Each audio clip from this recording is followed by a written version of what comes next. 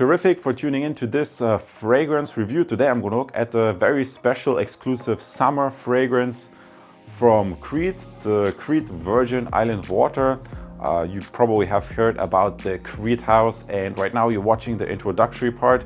Next up in part 2 I'm going to look a little bit closer at the fragrance itself, give you a few facts about the fragrance. We're going to look at the presentation. I'm going to take this out of the box, and then following up in part 3 I'm going to test the fragrance myself, give it a nice wearing, and share with you my impression that I personally got from that fragrance. And in part 4 a quick summary and conclusion for whom could I recommend maybe this fragrance, who can consider that fragrance, and who maybe should be a little bit more cautious.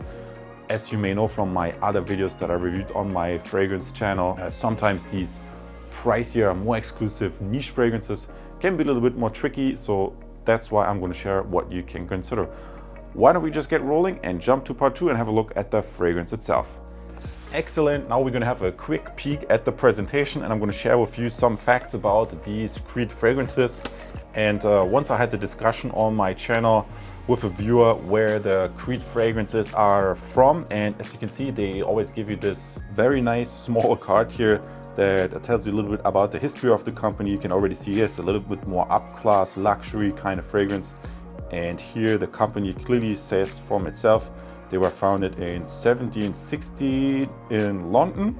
And it's my knowledge, that's where they come from. They come from England originally, and then later on, as they become popular with the European royalty, they moved their operation to France, where the fragrances, if I'm not mistaken, are manufactured now. But originally they are from the UK, and if you ask me, the fragrance business is all global anyway. So that's the package, that's the bottle. These fragrances, let me show you in the side card, this was created in 2007, so it's not a super old fragrance, it's also not very new. It's a unisex fragrance, so the company intended to create a fragrance that both men and women can wear. But it's a very expensive and pricey fragrance, so certainly not for everybody. And if you want to make the investment in a little bit more posh upscale fragrance, then you should always pay attention, because sometimes these niche fragrances are a little bit more tricky to wear than normal ones. And let me also show you in the side card the top note, the heart note, and the base notes. Lots of notes going on there. I'm personally not getting all of these notes, but more to that in a second in part 3. What I like to say is that when I take off this cap, obviously I have worn the fragrance once before, a little bit of the smell is already, I can already detect it, so it really is. The sprayer is always very nice with the Crete. The cap, not so much. I mean, that's a little bit plasticky, so personally I feel the Crete Aventus Cologne bottle is a little bit nicer than the Virgin Island Water one.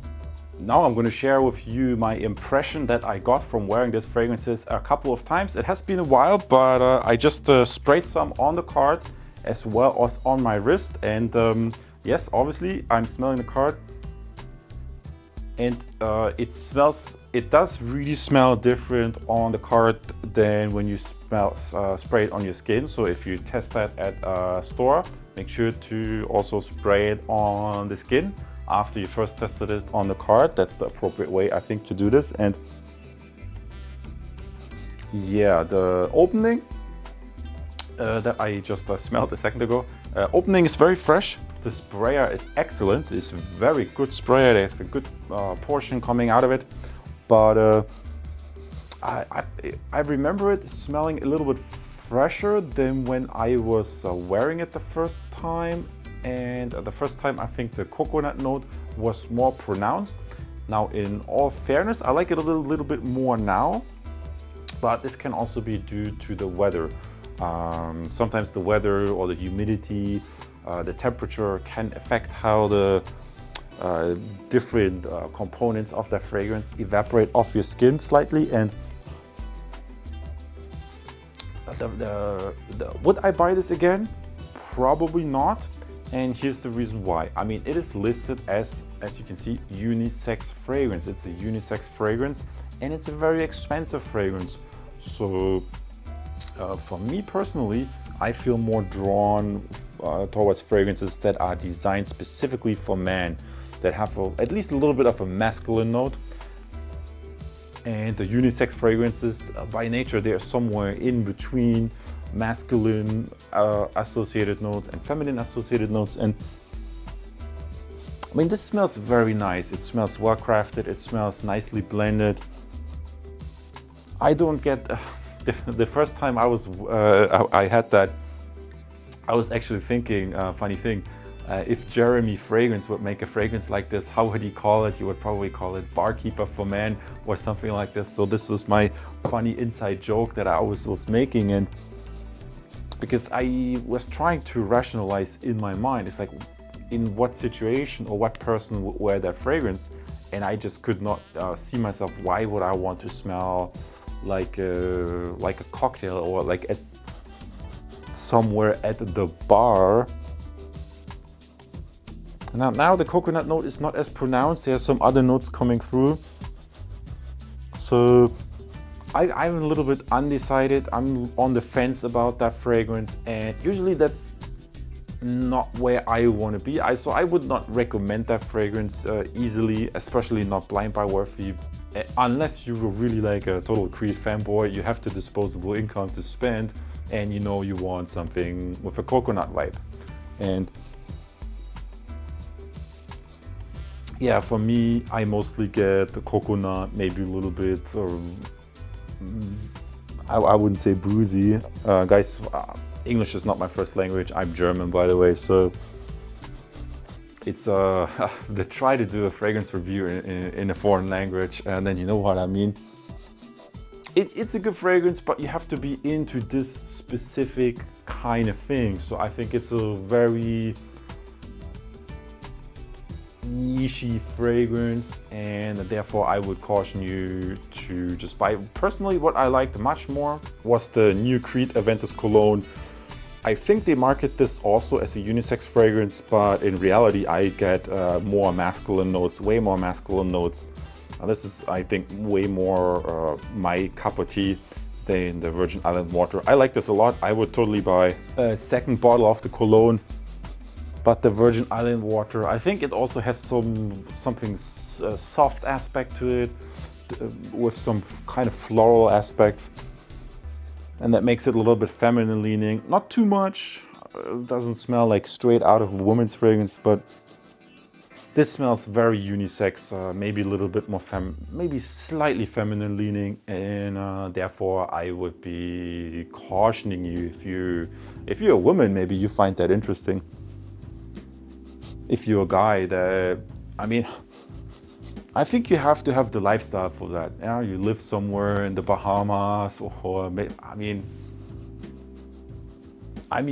Germany right now. We have a relatively warm weather. Sometimes it was very humid. So maybe Florida, North Florida, but then also depending on the season.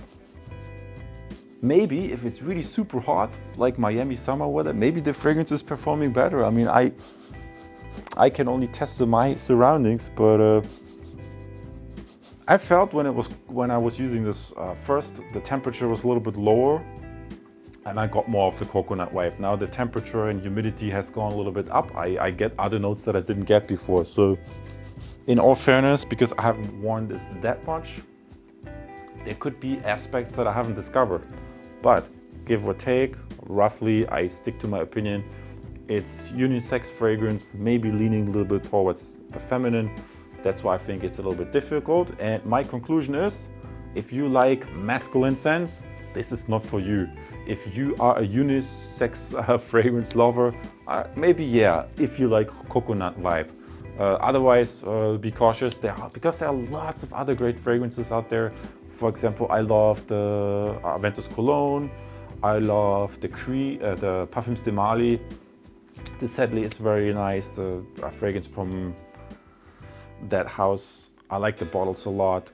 You can watch more of my fragrance reviews on my channel page, guys, before I digress any further. Check out these other fragrance reviews. If you want to see another Creed fragrance, you can let me know in the comments below, or any fragrance for that matter that I have not reviewed on my channel. If you have a favorite, let me know. I try to include this in future reviews. And shout out to all the other fragrance reviewers. Have an awesome time, and I'll see you in the next video. Take care. And because you just watched my fragrance review, you might also be interested in comparing the last fragrance against this little bit more mainstream designer fragrance from the House of Hugo Boss, for which I have also already reviewed a variety of fragrances on my channel. A lot of people have already subscribed because of the videos that I provide for you here. If you want, you can subscribe right now as well. I see you in the next video and maybe even as a subscriber. Have fun.